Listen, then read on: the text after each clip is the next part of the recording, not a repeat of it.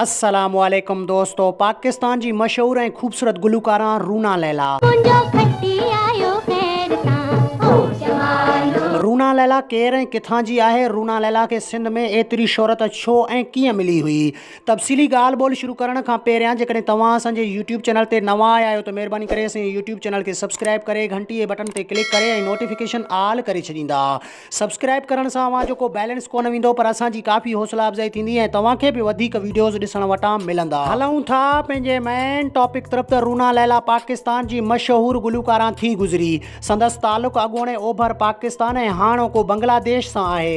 रूना लैला जे संदसि वालिद जो नालो सैयद इमदाद अली हो। रूना लैला जी पैदाइश 1951 ईस्वी में थी। रूना लैला जी हिकु ॿी भेण दीना लैला बि ॻाईंदी हुई। रूना लैला राग ऐं बहितरीन मौसीक़ी जी सिख्या उस्ताद गुलाम कादिर प्यारे खां वरिती। बांग्लादेश पाकिस्तान खां आज़ाद थियण खां अॻु रूना लैला पाकिस्तान जी मशहूर गुलकारा थी गुज़री। वरी संदसि तालुक़ सिंध सां जुड़ियो ऐं संदसि भेण दीना लैला जी शादी सिंध जे नामवर मखदूम ख़ानदान जे फ़र्द मखदूम मोहम्मद अमीन फ़हीम सां थी। संदसि तालुक़ सिंध सां जुड़ण बाद रूना लैला सिंधी में ॻाइण शुरू कयईं।